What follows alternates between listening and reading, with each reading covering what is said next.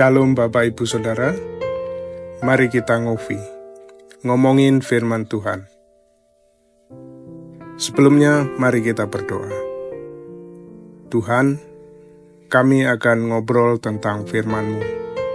Bimbing kami ya Roh Kudus, agar kami bukan saja ngobrol tentang firman-Mu, tetapi kami menjadi pelaku yang setia.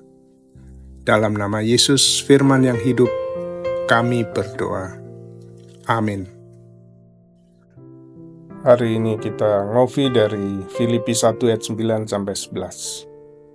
Dan inilah doaku, semoga kasih-Mu makin melimpah dalam pengetahuan yang benar dan dalam segala macam pengertian, sehingga kamu dapat memilih apa yang baik, supaya kamu suci dan tak bercacat menjelang hari Kristus, penuh dengan buah kebenaran yang dikerjakan oleh Yesus Kristus untuk memuliakan dan memuji Allah. Demikian firman Tuhan, berbahagialah setiap orang yang mendengar, merenungkan, dan melakukannya. Judul renungan hari ini, kasih yang makin melimpah. Ketika saudara berdoa untuk orang lain, apa yang biasanya saudara minta agar Tuhan lakukan bagi mereka?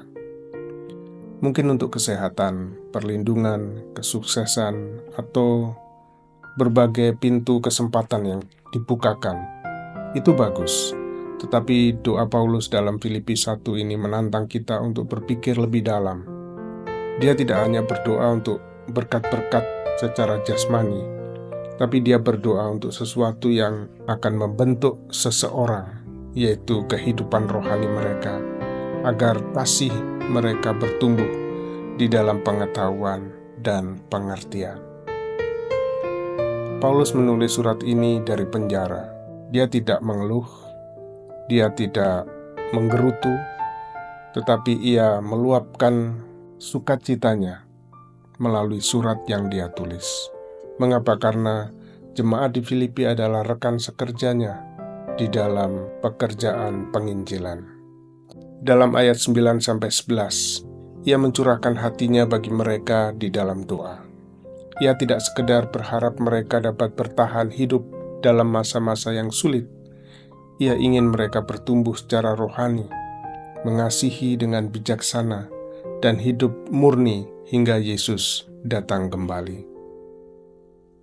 Beberapa hal yang dia tekankan dalam bagian firman Tuhan ini, yang pertama adalah kasih harus terus bertumbuh. Dia katakan, agar kasih-Mu makin melimpah. Paulus memulai dengan kasih, bukan sekedar perasaan, tetapi kasih yang aktif dan berpusat pada Kristus. Dan bukan hanya sedikit, tetapi ia berdoa agar kasih mereka itu melimpah. Kehidupan Kristen bukanlah tentang mengasihi sekali dan kemudian berhenti, melainkan tentang mengasihi lebih dan lebih lagi, yaitu mengasihi orang-orang di sekitar, bahkan juga kasih kepada orang-orang yang sulit untuk dikasihi, bahkan orang-orang yang membenci kita. Yang kedua, kasih membutuhkan pengetahuan dan wawasan. Dikatakan oleh Paulus, dalam pengetahuan yang benar dan dalam segala macam pengertian. Inilah kuncinya, kasih membutuhkan hikmat, kasih tidak buta, kasih dibimbing oleh kebenaran. Sebagian orang mengasihi dengan penuh gairah tetapi tanpa kebijaksanaan, dan itu dapat mengakibatkan rasa sakit, bukan menolong seseorang. Paulus berkata, jangan hanya mengasihi secara emosional, kasihilah dengan bijaksana, ketahui apa yang Tuhan katakan, dan biarkan itu membentuk kasih saudara. Yang ketiga, bedakan apa yang terbaik. Paulus mengatakan agar kamu dapat membedakan apa yang terbaik. Bukan hanya antara yang baik dan yang buruk, tetapi antara yang baik dan yang terbaik. Kita membutuhkan kebijaksanaan rohani dalam membuat pilihan yang bijaksana, terutama di dunia yang penuh dengan kebisingan, tekanan, dan gangguan. Tumbuh dalam kasih dan kebenaran membantu kita memilih apa yang baik dan memuliakan Allah. Yang terakhir ialah jalani hidup yang murni dan berbuah. Dan supaya kamu suci dan tak bercacat, penuh dengan buah kebenaran. Doa Paulus bukan hanya tentang perubahan batin, tetapi tentang buah lahiriah.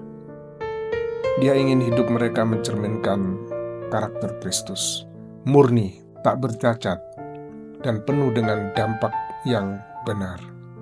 Ini bukan tentang kesempurnaan, ini tentang kemajuan dan integritas yang mendatangkan kemuliaan bagi Tuhan. Saudaraku, bayangkan sebuah pohon. Awalnya pohon itu kecil, namun seiring waktu dengan tanah yang subur, air, dan pemangkasan yang tepat, pohon itu tumbuh kuat dan menghasilkan banyak buah. Jadi saudaraku, mintalah Tuhan untuk menumbuhkan kasih saudara, terutama bagi mereka yang sulit untuk dikasihi. Kejarlah pengetahuan dan wawasan. Luangkan waktu untuk senantiasa merenungkan firman Tuhan. Biarkanlah kebenaran membentuk kehidupan emosional saudara. Berdoalah untuk kebijaksanaan, jangan hanya melakukan apa yang mudah. Tanyakan apa yang terbaik.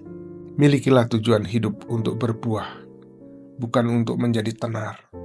Jalani hidup yang mengarahkan pada kedewasaan seperti Kristus. Biarlah ini menjadi doa saudara sehari-hari.